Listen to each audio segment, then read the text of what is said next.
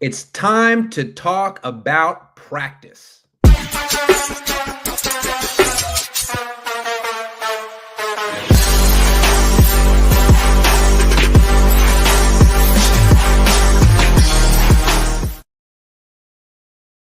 Good afternoon. Welcome to the Cohn Zone. That's Lowell Cohn. I'm Grant Cohn. The 49ers had their first of two minicamp practices today. I just got home. Brock Purdy threw 3 picks. Let's talk about what happened today. Let's talk about what's not bad about what Brock did and what's not great about what Brock did. Okay, what's not bad about him throwing 3 picks? It's only practice, and he has a history of doing it. Even in good seasons, Iggy, if I'm not mistaken, he has a history of throwing picks in practice, right? It wasn't Absolutely. He does Okay. it fairly consistently. Yeah, so it's his MO, and it's it's just a practice, so it doesn't matter, and it probably shows that he's like pitchers in spring training. He's trying new things, seeing what works, seeing what doesn't work. Do you have anything to add to that? Yeah, today after practice, it was interesting. Someone asked Kyle Shanahan, so not the greatest day for the offense today, huh? Like kind of trying to allude to the interceptions with Brock Purdy, but not like really doing it. And then Kyle was like, I don't know what you're talking about. I thought it was a fine day for the offense.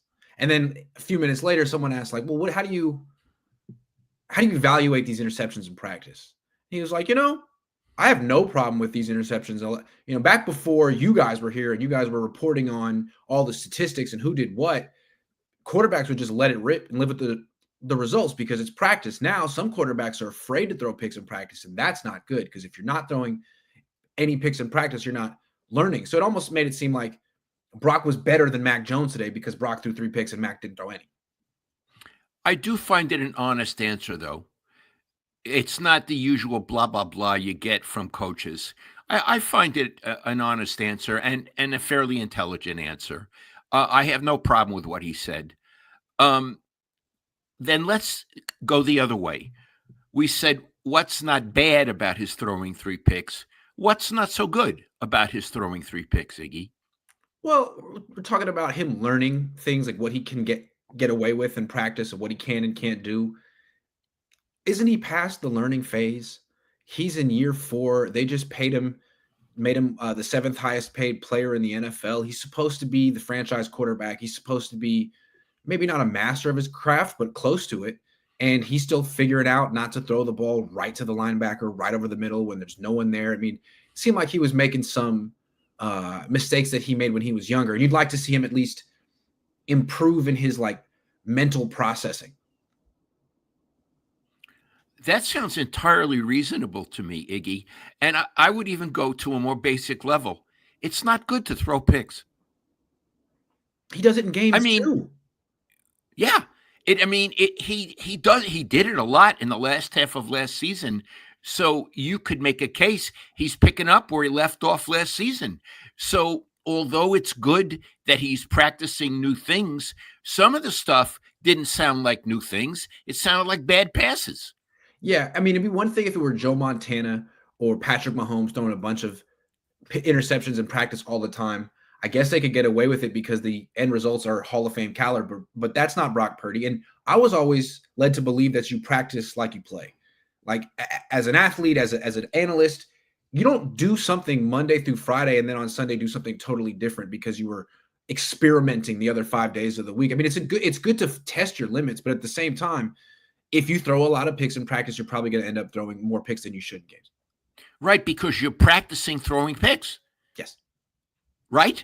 Yes. So, okay, so let's try to make a reasonable summary of this. His throwing 3 picks today is par for the course and is nothing to worry about, but it's nothing to cheer about. No. So we move on. It's funny. Earlier in the offseason when the Niners signed Mac Jones, you said it'd be nice if the Niners wouldn't extend Brock Purdy and if they actually made him compete with Mac Jones the way Joe Montana and Steve Young had to compete. They didn't take your advice, But that doesn't mean that there isn't a competition anyway. I mean, there's always competition in practice. And Mac Jones is learning the system. It's his first year here. He didn't throw any interceptions today, but he wasn't playing like safety first. He made some really nice throws. He made a throw over the middle to a guy running right to left. So that took timing and ball placement. And then he had the best throw of the day. It was play action, fake to his right. He rolled back to his left on the move, threw a 20-yard pass outside the numbers by the sideline and hit Demarcus Robinson. I mean, I'm not saying he should be the starting quarterback, but it was a good day for Mac Jones. He didn't throw any picks, which it could have been better if he'd thrown a pick, but it was a good day for Mac Jones. Could have been better if he threw 3 picks. Right. That would show he was really testing his limits. Yeah. Iggy, what I said about this should have been a quarterback competition, I still say there should have. Mm-hmm. I wouldn't have paid the kid all that money. I would have said, it's a tough world. This isn't preschool. This isn't nursery school. It's a tough world. We brought this kid in. We want you to compete with him. You do well, we'll give you a big contract next season. That's what I would have done. But you're saying it's a competition anyway. What do you mean? Well, if Mac Jones outplays Brock Purdy every day in camp, Mac will know it. Brock will know it. Kyle will know it. The team will know it. I mean, Brock's supposed to be better than Mac Jones. And today, unless there was something I didn't understand, he wasn't. He was last week in OTAs, but I just don't know that it's a given that Brock's that much better than Mac. He got drafted to a better team. He's been in better situations. He has more money, but side by side, it's going to be interesting to see them actually compete because, like, the thing about Brock, we know all the things that make him terrific, but he was a 7th-round pick for a reason. He never really, to me, makes a throw that makes you go, wow, oh my goodness. Only 15 people in the world can make that throw right there. That's the kind of reaction I think you have to first-round picks, whether they're good quarterbacks or not. You could see what got them drafted so high. And with Mac Jones today, he made one of those throws. It's like, oh, we don't see throws like that on this practice field very much. So what throw was that? I wasn't at practice. Left, down the field, outside the numbers, on a line. I mean, Mac Jones doesn't even have the strongest arm in the world, but that's not the kind of play we see from Brock Purdy very much. He doesn't throw the ball outside the numbers very much because he doesn't have that kind of arm. How many yards did the pass travel? I mean, he was 10 yards behind the line of scrimmage. It went 20 yards down the field, and it went toward the sideline. So 30, 35 yards in the air. I mean, not a huge throw, but it was on a line, and it was placed perfectly. It's really nice. And Iggy, did it have zip? Zip is a bad word. Did it have zip on it? More than I expected. With Mac Jones, I was thinking this is going to be another noodle arm Magoo, but he's not a noodle arm Magoo. He actually had he put some mustard on that throw, Dad. Do you put mustard on a noodle? I wouldn't. I think I think once you put the mustard on, it's no longer a noodle. It's no longer a noodle. So I think you had a mixed food metaphor there. Probably. Okay. It's okay. I can't give you an A on this essay then. No, I should go back and I was just freestyling. I would go back and edit that one out. Okay, you're allowed to. You're allowed to. I think it's interesting though that Mac Jones is just learning things, and Brock Purdy is in year 4, and Mac's making it. I mean, at least he's hanging. So Iggy, it's a competition in the sense that everybody's looking. Yes. Everybody, no one's saying it, especially the coach, but everybody has a little scorebook in his head, right? Yeah, absolutely. And I think everyone's expecting, like, Brock, you're supposed to look clearly better than Mac Jones, right? Brock, you're a top 10 quarterback in the league, right? He's just a backup, right? You're not a system quarterback. It's you. Iggy, have you ever talked to Mac Jones? Not one-on-one, because we haven't gotten into the locker room yet. He's come out. He talked last week at OTAs, and I thought he was really thoughtful. He's one of these quarterbacks who's like had his confidence absolutely shattered. He's lost, I think, 19 of his last 25 starts. So he's not like Brock Purdy, who's up there acting like he's, figured it all out at quarterback. He's very humble, almost his voice is kind of soft, but he's very thoughtful. And I just get the feeling that deep down he thinks there's no way Brock Purdy's actually better than me. I don't understand. I mean, I went to Alabama. He went to Iowa State. Like, I was better than him in college. I can do what he does. I just have to get an opportunity on this team. Maybe I'm reading into Well, it too much. but Iggy, that's how he's supposed to feel. Correct. Kyle would want him to feel that way. Yes. Kyle wouldn't want him to feel, oh, I suck. I'm just so lucky to be here. Yeah. Like, he like, you got to feel you're a winner. Right. Yeah, and it's like, it's not like he's looking at John Elway saying, I can do that. He's looking at Brock. And I mean, Brock's really good, and he can scramble in ways that Mac can't. But when he sees Brock throw the ball, I'm sure he's thinking, I can do that. I can do that. And this is the system I need to be in. Brock's been in it for 4 years. He signed a 2-year deal. That's how eager he was to be here and learn. Darnold was out after 1 year. Yeah. So anyway. Okay. That's the quarterback controversy competition for the day. All right, let's go big picture for the team. Unless you want to say something else, Dad. Quarterback non-controversy. Non-controversy. I wish there were a controversy. I trying. think that would be better for the team. Let me not use the word controversy. Competition. I think would be better for the team. But let's move on to the big picture. Okay, big picture. I hear this a lot. The 49ers had a down year last year because of injuries, and they're going to bounce back this year because of health. They're going to be much healthier this year, and they're already much healthier. And I guess it makes sense. Last year, it seemed like there were some really weird things. I mean, Pearsall got shot. That's not going to happen again. So, but still, I think if you just look at it, there seem to be injuries right now. I mean, Brandon Ayuk's still hurt. Juwan Jennings has a calf injury, he's out. Ricky Pearsall pulled his hamstring again. Michael Williams, the first-round pick, hamstring. Alfred Collins, a second-round pick, calf. Christian McCaffrey and Trent Williams still have to get through the whole year. Is it a given that this is going to be a healthier team this year? Iggy, the people you named that have injuries, are they not practicing? Not practicing. No, not practicing at all. Well, let's just, before we get to, is it a given? Is it a good thing that these people, it's just the beginning of training camp?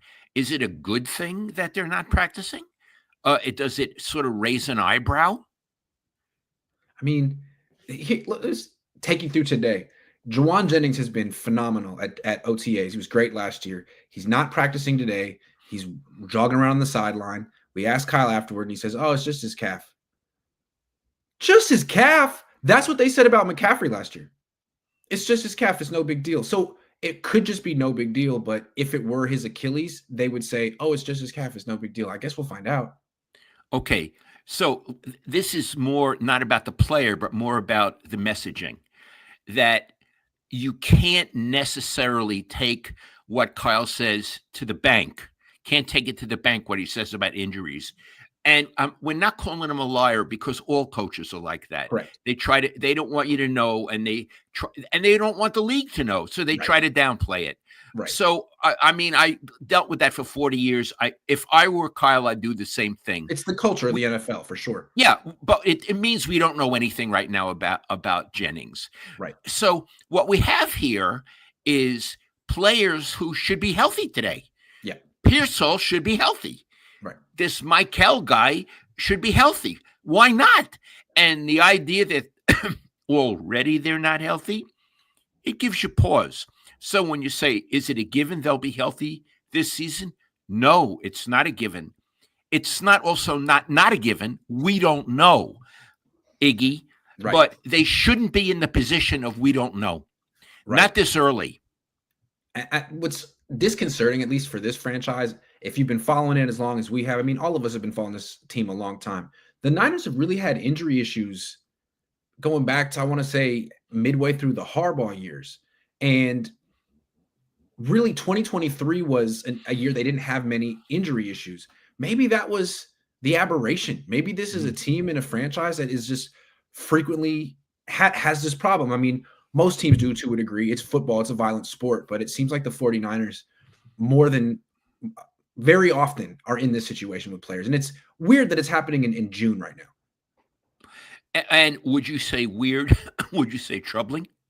It is troubling. Like, Ricky Pearsall, we're all expecting he's going to take a big step forward this year, right? Because so many things happened outside of his control last year, and he finished the season strong. He had that one good game against the Lions, and that shows that he's going to take a leap. Well, you have to be on the practice field practicing to take the leap. And so far, he missed all of OTAs and minicamp. Maybe he'll be healthy for the rest of the year, but he's so far behind, and he turns 25 in September. That's troubling. Yeah. Yeah. What about the first round draft choice? He's there. He means well. He says all the right things. All the players like him. He was out there for rookie minicamp in the first week of OTAs. He didn't practice last week. He didn't practice today. He's with the trainer. They're watching him. He's doing all that he can, but he had injuries in college. He played through a high ankle sprain last year. Now he's got a hamstring injury. Injuries have been an issue with him, and sometimes the Niners are a little too cavalier about investing with players who are like that. Guys who've had extensive injury histories, who are just happen to be hurt a lot. He's hurt again. Maybe he's just a guy who's hurt. We don't know. We don't know. He's 20 years old. We'll see. Okay, but again, it's obvious you'd prefer him to be practicing and not to be hurt. Right. So again, these practices matter. You only get 4 of them this offseason. Now, when he gets to training camp, he's going to have to hit the ground running, and they're expecting him to start week 1. I mean, he has to really catch up. Right. And then there's the issue. If he hits the ground running, he might hurt himself again. Right. And there's more guys who are out right now that I didn't even mention. Yatir Gross-Matos hasn't practiced at all. Malik Mustafa coming back from a second torn ACL, probably won't be there week 1. Brandon Ayuk, who knows? He was there today, though. Let me ask you about Ayuk, and I'm not being ironic at all. I just want to know. You said he was messing around, jogging around.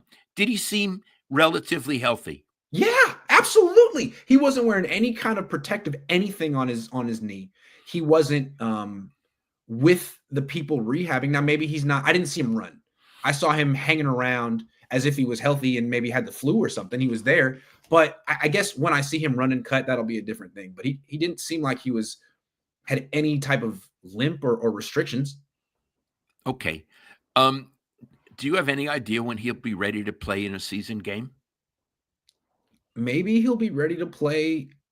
He got hurt in October, so maybe he'll be ready to go in October at some point, 12 months. I just think it's probably a stretch to expect him to be the full Ayuk in 2025. A lot of players can come back in a year, but they're not really themselves until the second year back. Okay.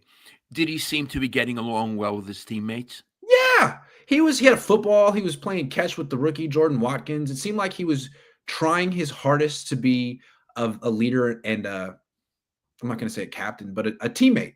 It was impressive. Was he chatting with the head coach? No.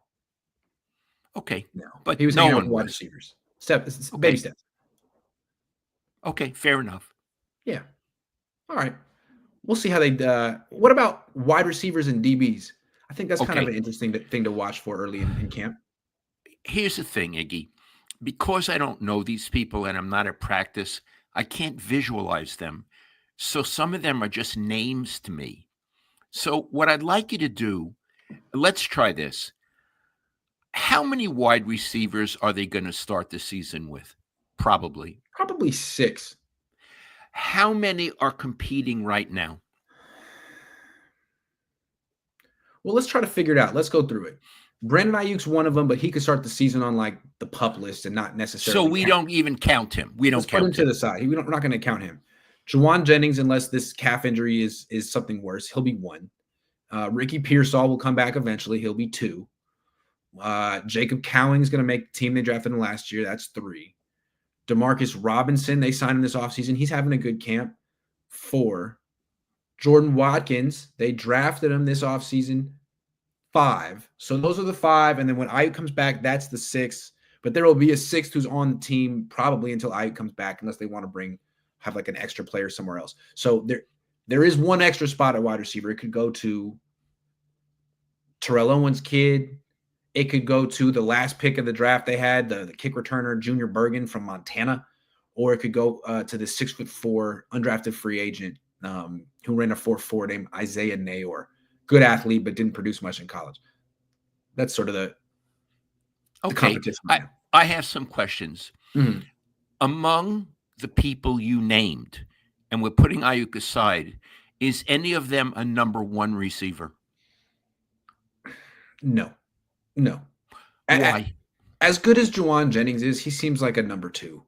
He's really tough. He blocks. He gets a few yards after the catch, but he's not fast, and no one's really scared of Juwan Jennings. He's a great complimentary receiver. Okay. Anyone else qualify for number one like Pearsall?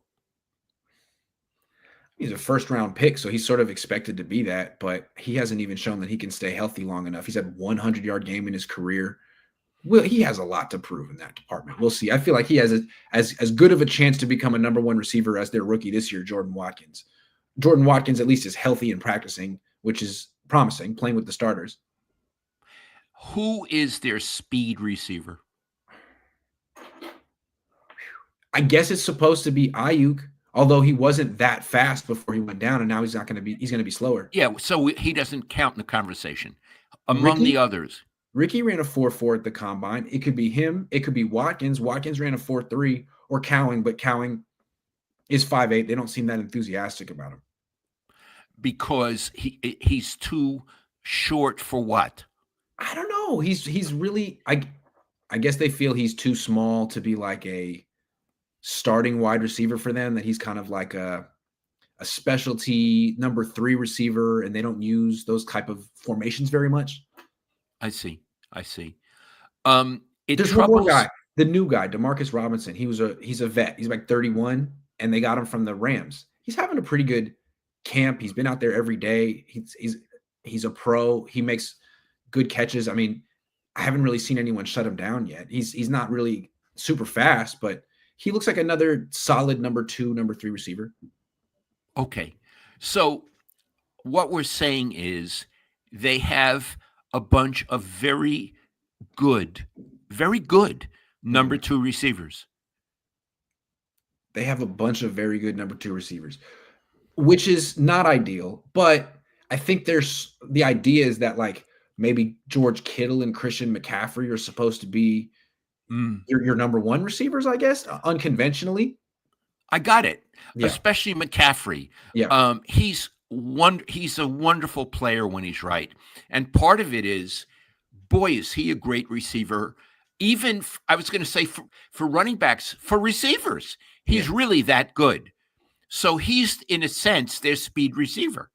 I think at this stage of his career, he's probably a better receiver than he is a runner, but we'll see. But Iggy, they don't have anybody like that kid the Rams have. Puka Nacua or Devontae Adams, no.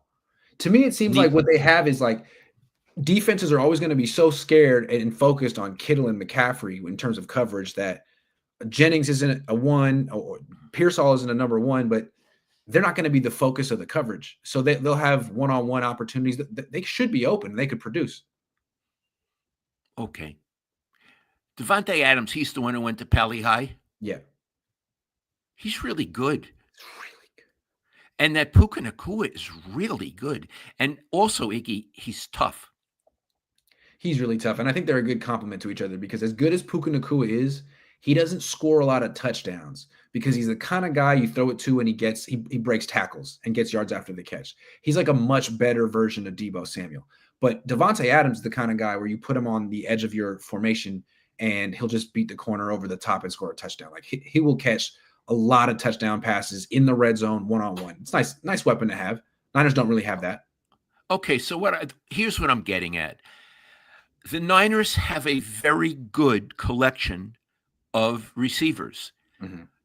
The Rams have 2 receivers that the Niners would really like to have. Yeah, they do. Right? They would come in ahead of many of the Niners receivers, including perhaps Ayuk. Absolutely. I mean, Ayuk's he's 27 years old. Puka Nacua is like 24. There's not many wide receivers you would take over Puka Nacua at this point. Maybe 4. Yeah. Yeah. So they don't have that kind of explosive wide receiver like this other team in their division. But again, that wide receiver could be the tight end and the running back. And that remains to be seen. I believe in the tight end. Iggy, he's a Hall of Fame player, and he always plays at a high level. So, yeah, the running back is still, for me, there's a question mark over his head. The problem with Kittle is that he's almost 32, and that they don't throw him the ball a lot.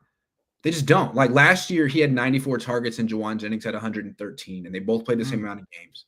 So even though Kittle should be the number one receiver, it kind of is Jennings. And I think that's sort of a problem and maybe one of the reasons they won 6 games last year.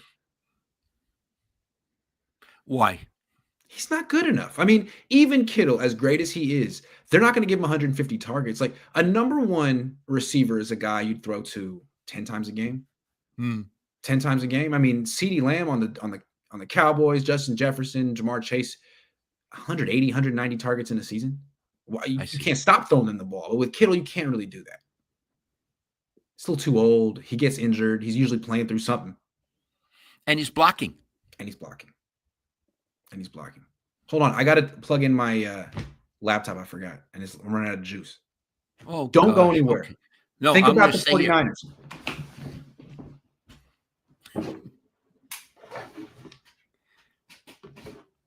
Okay, we're good. Sorry about that. Let's take a couple super chats and then we'll get to the prize picks. Talon Howard is a new member. Good choice. Thank you very much. Forbidden Baja Blast says, finally able to catch a live show. Love you guys. I'm moving from Oregon to Cleveland for work. Any advice? I'm a chemist, by the way. Keep up the great content. Always love Lowell's perspective. 4th Street in Cleveland is really nice. Great restaurants. It's really nice. Iggy, I want to say something. I think a few weeks ago, Fish and Chips, if you're watching, sent me an email and I didn't answer because I lost it.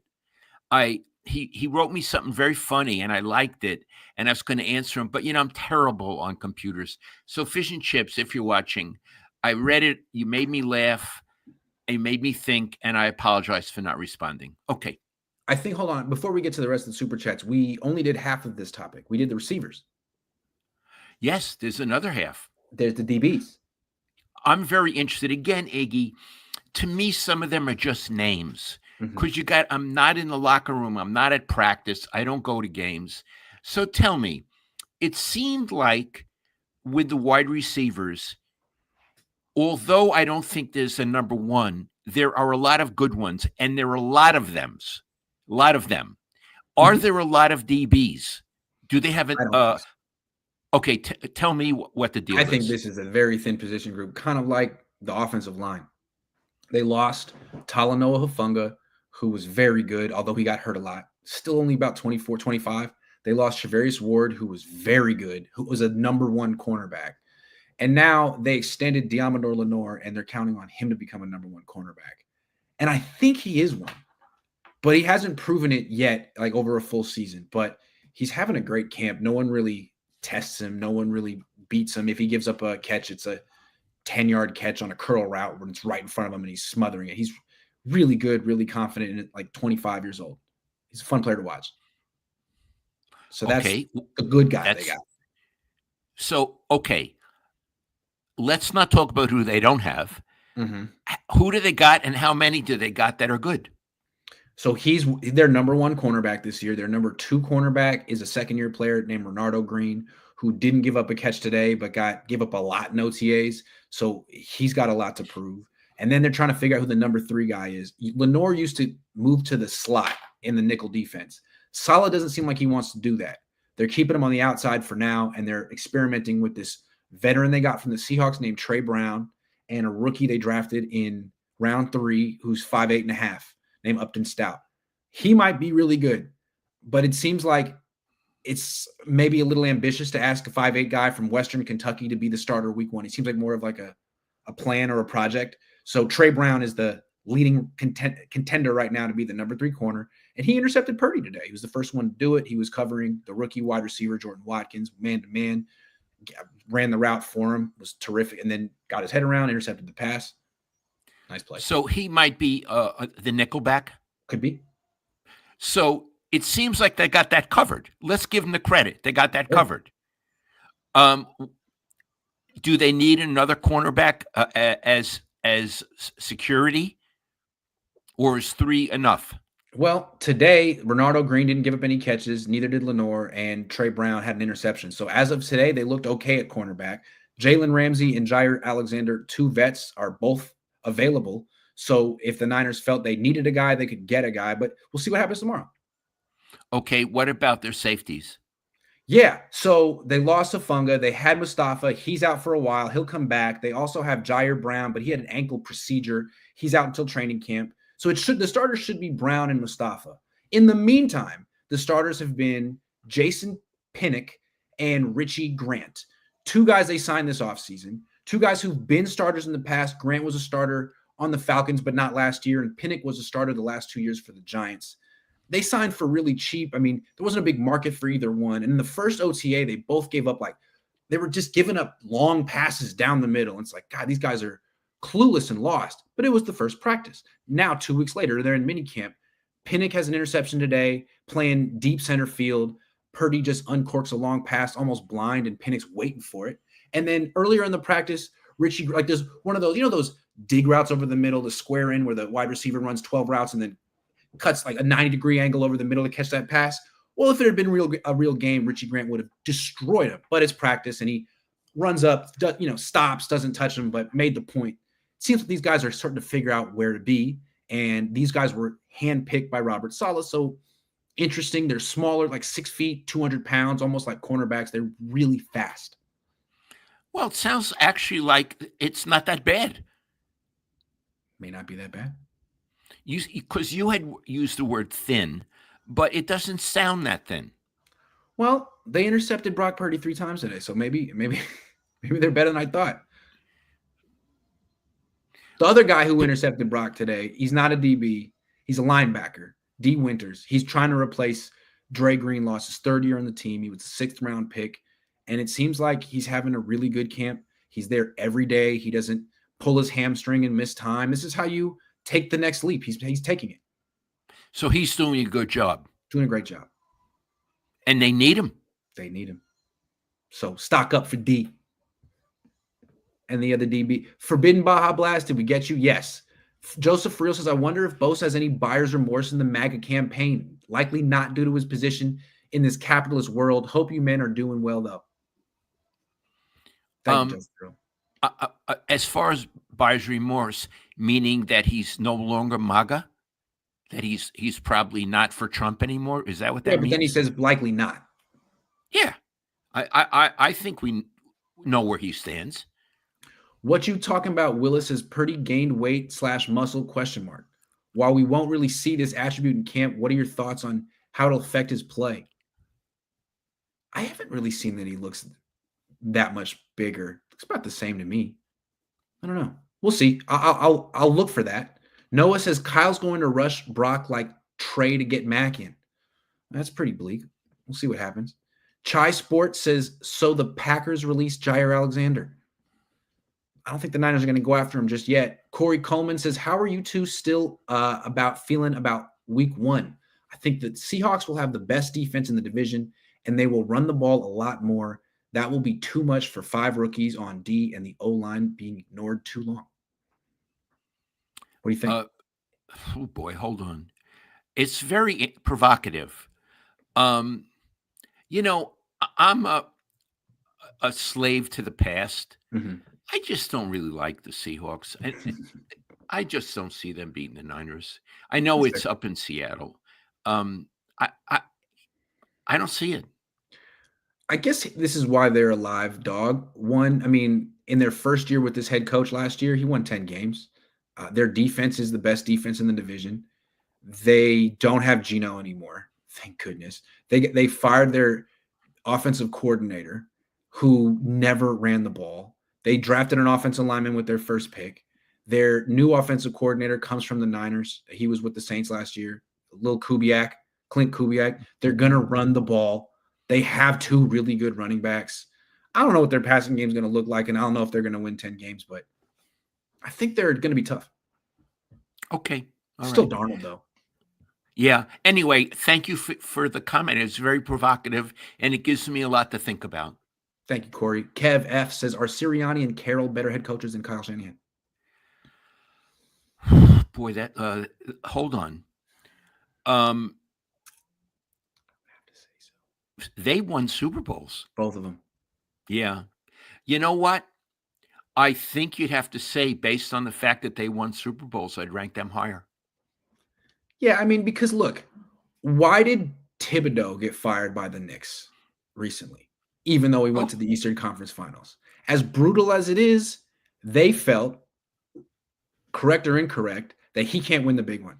He can't take him all the way to the finals and win it. So they fired him. And I think you and I have sort of suggested something similar with Kyle Shanahan. Yeah, he's had a lot of success and been finished second place and fourth place, but we don't think he can finish first place, and we think that's grounds for replacement. That's what it is. And I guess until Kyle proves it, that's where he's at.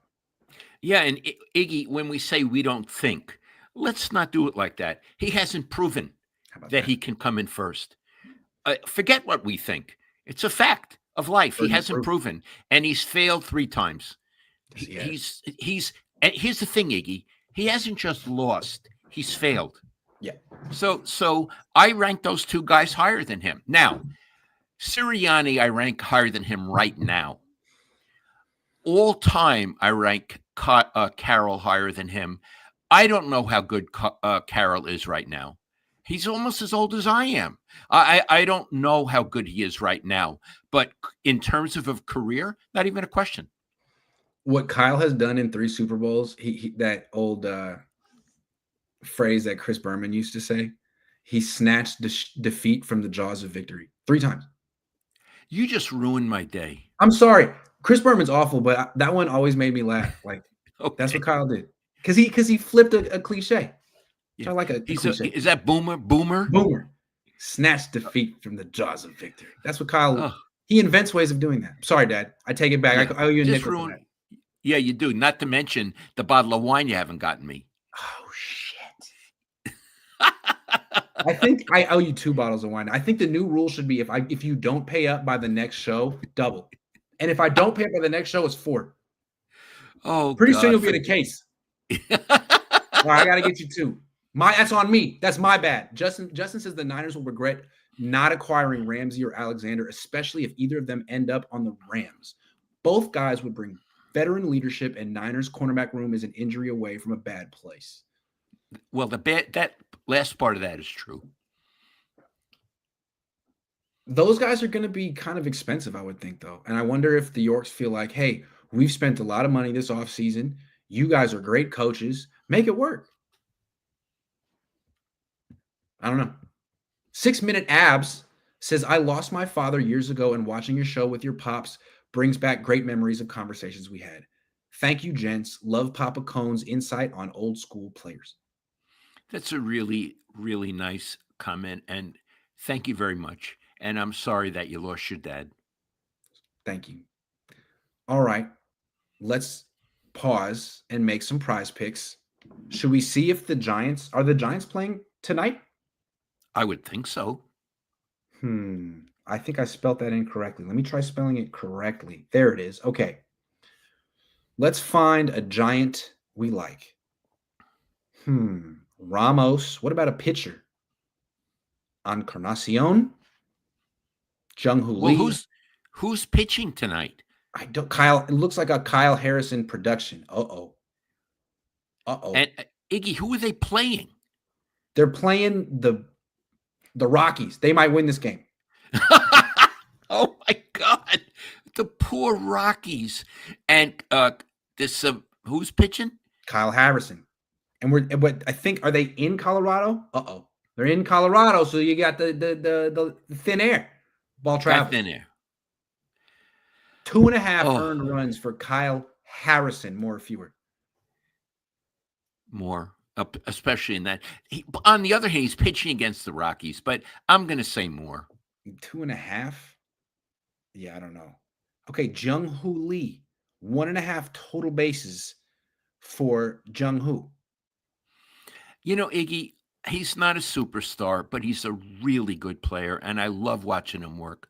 I'm going to say more. Yeah, he seems like, I don't know off the top of my head, but I'm guessing he's hitting like 270 something, which Maybe in today's MLB means he's hitting like 330. Right. Right. I agree. I like Jung Hoo Lee. Let's see who else we got. Patrick Bailey, Tyler Fitzgerald, Willie Adamas. Ooh, okay. How Oh, about let's do Willie? Willie. Willie. Let's do Willie. Hmm. Hits. Will he get one? Yikes. No. Gonna leave you alone, Willie. We're going to leave him alone? Yeah, we're gonna. He's so bad that Prize Picks won't actually let us pick that he won't get a hit because it's like stealing. Okay. It's so Yeah. obvious that he won't get one. Fair enough. Fair Okay. enough. Why don't we go mosey over to what's going on here? You know what? It's frozen. I'm gonna come back to that in a second. Hold on. This is very important that we finish this. All right. Okay, here we go. NBA. Let's make a couple of NBA picks and then we'll move on. Shea Gilgeous-Alexander, he's really playing well. 34 is a lot, though. What do you think? This is a heck of a player, Iggy. I mean, this is like a generational player, right? Mm-hmm. He might be I'm the going to best player give in the him. league right now. I'm going to give him more. More. He's another one. What a pleasure to watch. I don't even like the league, and I like to watch him play. I would think that you like him because he's not a big three-point guy. I'm so sick of the three-point shot. It's overdone. Ugh. If it's no not Stephen plays Curry in. shooting the shot, I'm not interested. Yeah, it's no plays anymore. You just throw it out to an idiot. There's 21 seconds left on the shot clock, and someone takes a three and misses. That's bull. I don't like it. All right, Tyrese Halliburton, more of a passer than Shea. How about 8 assists for Tyrese? Yeah, I'll go for more. More. Okay, I like that. There it is. All right, I think that's enough. Wait, no, we lost our Giants picks? Oh my goodness. That's enough. That's all I want. Power play to win $60. Download the app, use promo code Cohn, play 5, win 50 instantly. All right, let me ask Hold on. Yeah, go ahead, please. No. Hold on. I want to stick with the Prize Picks. Sure. Because we were talking about the Rockies, okay? So thank you, Prize Picks, for giving me an opportunity to bring this up. The manager of the Rockies is Bud Black. He's been the manager there a long time. Before that, he was at San Diego. I really know Bud very well because he was a pitcher for the Giants, and I really like Bud. Iggy knows Bud.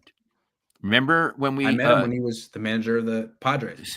Yeah, and he showed you how to grip a ball and how to throw a curve and how to use the seams and all. Yes. He's a wonderful guy, and he treated us great in spring training. So, buddy, don't be angry at me for asking, how does he keep his job? I mean, they're already out of contention, Iggy, and it's just the beginning of June. So I just don't understand what they're doing over there with that team. He's been the manager there since 2017, and his record with the Rockies is 544 and 690. I didn't even realize it was that under 500. It was that good. I just don't get it. But Bud, I love you. Season in 2018. Okay. Jeez. I don't know. Maybe they know it's not his fault. Maybe they know it's that they're just awful. Yeah, maybe it's not Bud's fault because he's a very intelligent guy and he's very good with people. So I don't know. Gary Simonson says, how much do you think we can read into Purdy's bad day? Is it really just because he's trying things and testing out his receivers, or could it be a sign that he's in 2024 form, not 2023 form for this year? Hey, Gary, that was our whole first segment. Yeah. Go back and watch that. What I will say, though, to Gary, though, is that I think what people want to see from Brock is we know he can play well when he has Christian McCaffrey, Trent Williams, Brandon Ayuk, George Kittle, and Deebo Samuel. The numbers, when he had all 6 of those guys on the field, he's practically undefeated. But when you take away one of those guys, his numbers plummet. So I think we just want to see him maintain his franchise quarterback status no matter who's out there. I couldn't agree more. Thank you, Gary. William Ford says leg injuries during offseason is at the field. I don't know. I have no idea. It's grass they're playing on, though. Charlie Sinclair says Bud got fired like 2 weeks ago. Did he? He did? Charlie, Bud. if that's true, I apologize. I was in New York not paying attention. Is that true? Poor Bud. Yeah, he got. Did he get? I think he got, He got see. fired. No, I don't think he did. I don't know. Charlie. Okay, anyway, I've been away. I haven't been following. We'll know tonight. So yes, he was. May 11th. He got fired. I guess it happens. Poor Bud. Sorry, Bud. Okay, last thing let's talk about head coaches with pressure. Kyle Shanahan. He won 6 games last year on a team that probably could have won 9, maybe 10. Now he's got health and he's got an easier schedule. So what do you think the expectations should be for Kyle and the Niners this year in terms of wins and how far they go? Okay. That's a really good question. So let me go slow. 6 wins would be unacceptable, no matter what, no matter injuries, no matter if there's an earthquake. And it would be, to me, grounds for firing. I think this team, given the schedule and given the alleged healthiness of them, and given the money they paid the quarterback, which means how much they believe in him, should be at least a 10-win team. Yeah. I think it should be at least a 10-win team. I also think maybe it should be a playoff team. Mm-hmm. Maybe not go deep into playoffs, but make the playoffs. And I think if they don't make the playoffs and don't win 10 games, I think the Yorks should really, the three of them should really have a very serious conversation about their head coach. That's what I think, Iggy. Yeah, if you miss the playoffs 2 years in a row with your starting quarterback healthy on the field, you got to wonder, like, what changes do you need to make? This last year, you fired the special teams coach and the defensive coordinator and brought back Robert Saleh. If all of that didn't lead to a playoff berth, then maybe it's bigger than those things. Maybe it's the quarterback, but you just signed him, or it's the head coach who you didn't extend. Or perhaps the general manager. They might scapegoat him. Yeah, they could say, look, Kyle really hired John, and it's really Kyle running the show. So maybe if we fire John and hire a new general manager who actually has autonomy and maybe like power over Kyle Shanahan, it'll work. But Kyle never agreed to that kind of a arrangement. I wonder if he would even how that would go. But I guess we're getting ahead of ourselves. Yeah, but again, so bottom line, I think they should expect to win at least 10 games. I think they should expect to get into the playoffs one way or another. And if they can't meet those two expectations, I think it's serious. And the York three of them, that triumvirate, need to have a very serious conversation about what changes to make. Right. So they have 3 games against the Giants, the Browns, and the Bears. I mean, they should be expected to win 2 of those games, right? Let me ask you this, Iggy. Are all those games on the road? No. Giants and Browns are on the road. Bears are at home. Okay. Iggy, they're going to beat the Giants and the Browns. So they should be expected to win 2 of those games. Yeah. And the Bears at home, I think they should, but I think they should win that game. Sure. But I mean, at least 2 of those games we're expecting them to win. That's 2 wins there. And then they have 8 games against the AFC South and the NFC South. They should be expected to win like 5 of those games. Those divisions suck. Yeah. And then so the remaining 6 games is their division. They were 1-5 in their division. If they can just win 3 games in their division, that's 3 plus 5 plus 2. It's 10. There's your 10. So they need to at least split in the division. Mm-hmm.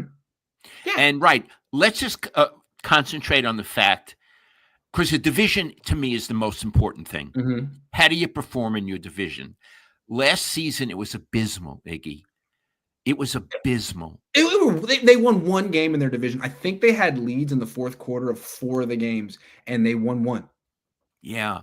So I think asking them to go from 1 win to 3 wins is not that hard, not that much, especially since Seattle and Arizona are improving but are not proven. Correct. Not proven. And Darnold and Kyler Murray, those guys may not even be their quarterbacks next year. Right. So I think 3 in the division is not asking a lot. And there's your 10 wins. Yeah. So if they find a way to win 9 or 8, it's bad. It's really bad. And the Yorks have to figure out, why are we falling so short of expectations? It can't be the special teams coach. It can't be Robert Saleh's fault. Like, it's got to be bigger than that. What have we not addressed yet? Right. I think as team owners, they need to be really, really serious about this if winning matters to them. And I think it does. Iggy, I think it does. And they need to be as serious as the Knicks just were. Yep. Because if Kyle Shanahan is as good as I've heard that he is, he should be able to win 10 games with this team and this schedule. No problem. No problem. I'm with you 100%. Yes, he should. So look, this season is a test of the Niners, but it's a test of Kyle. No, absolutely. Now, he wouldn't admit it, and he shouldn't admit it. But you and I, on our little thing here, we can say it. It's a test of Kyle. What do you got? We're asking 10 wins. That gives you 7 losses, right? You have an easier schedule. Let's see you do it. And if not, we got to talk. Yeah, you can't do what you did last year. You can't say, this happened, that happened, some tragedy, some misfortune. Let's just lose 7 of our last 8 games. That can't freaking happen. No, can't happen again. When you do that, I like that the stakes are high this year. Iggy, Kyle should like that the stakes are high. He's a competitor. Right. That's what they're in it for. Yeah. They're in it to compete. He shouldn't say, oh, God, I have to win 10 games. I don't know if I can do it. No, he should say, 10, I'm going to win 13. That's how he should think. And if he doesn't think that way, I don't like it. Yeah, because I feel like 5-6 years ago, he would have risen to the challenge. And we're looking at him, and we've seen that he's aged a lot. And it's like, are you burnt out? Do you still have that gear that you had in 2019? Because in 2019, he'd had back-to-back losing seasons. People were saying like, hey, man, you have a third one. You're going to have some uncomfortable conversations. 13-3, no freaking problem. One of the best seasons of his freaking career, of his life. Can you do that again? Well, he needs to. No, he doesn't need to. According to the Cohns. Now, we're not the Yorks, but according to the Cohns, he doesn't need to do that. He just needs to win 10 games. I think that, I don't know if the Yorks agree, but he's in year 9. Year 10 is a sacred year for a 49ers head coach. That was Bill Walsh's last year. I don't think Kyle has done enough to get to year 10. He has to earn that year 10. It's going to be him and Bill. And you covered that. Like, Bill was starting to burn out by year 9 and 10. He won a Super Bowl at the end, but like, that was about it. That was the end. From what, listen, they got rid of Bill after he won the Super Bowl. Right. I mean, look at that. Who does that? Who does that? And I'm not saying they were wrong. But they won the next year. That's right. Bill constantly complained to me that he even actually used words like they took away my team. And he did. He felt, although publicly he made a good face of it, he was really angry and crushed. And they did that. I'm not putting them down, by the way. They felt that Bill emotionally was losing it. He was crying. His players didn't know it, but he's a very sensitive guy. And he was emotional. He had times when he wasn't quite there. Mm-hmm. He was crying about things. He had maybe burnt out is a cliche, but it's a good thing. Well, if you get rid of Bill, he's won 3 Super Bowls and just won a Super Bowl, and this guy has done nothing, nothing to rival that. Nothing. And I think everybody can agree with that. You give him a 10th year, a 10th season, I should say. Well, that's very controversial. And that's another thing at a certain point the Yorks may have to think about. Because, Iggy, you bring up a good thing. That's the Bill Walsh year. Mm-hmm. That's the golden year. Does he deserve the golden year? Has he earned the golden year? And what the DeBartolos did that was so genius to me, they wanted to move on from Bill. They did it after he won a Super Bowl. They were right that it was the right time. Instead of saying, screw you and everything you built, they maintained his entire structure. They promoted George Seifert. They kept Mike Holmgren. It was the same team minus Bill Walsh. And that was smart and it worked. They won the Super Bowl the next year and almost made it back the year after that. So if the Niners were to move on from Kyle, they've already set themselves up to do the same thing. They could promote Robert Saleh. Fans wouldn't be upset with that. Fans love Robert Saleh. And, they could promote Clay Kubiak to offensive. He's already the offensive. They could keep the structure intact and just say, Kyle's burnt out. Iggy, if they've planned it that way, that Robert could move up, if Kyle doesn't come through, that would be really clever. And I've never really thought of them as that clever, but if this is the chess move they've set up, I love it. I give them all the praise in the world because they should be several moves ahead, Iggy, in a game of chess. I think they are. I want to give the Yorks credit right now. It seems to me whether they meant to or not, they've put themselves in a position where Kyle Shanahan and Robert Saleh are essentially auditioning for who's going to be the long-term head coach of this team. It's going to be one of those two guys. Wow. Right? Maybe I'm wrong, but that's what they created. Saleh could leave. They could have a great bounce back year. Kyle could get an extension. Saleh could leave and go be a head coach somewhere else. And everyone lives happily ever after. Or they win 7 games this year. The defense is really promising. The offense has injuries and underperforms, doesn't score in the red zone. And the Niners are like, you know what? Tired of this. We're going with Robert Saleh. Oh, boy. This has turned out to be the most dynamic segment of our show. And it's because of you, Iggy. Snuck up on us. You snuck up on me. Well, hey, Lucien LeChance IV says, Cohn Zone, baby. That's how we do around here. Thank you, Lucien. Well, we ended on a high note. That was good. I love it. Thank you. Iggy, this is our best show ever. Ever. By far. It's a privilege to be a part of it, Dad. I love you. Thank you. I love you, Iggy. I'll talk to you soon. Talk to you soon. Thanks for watching, everyone. Minicamp Day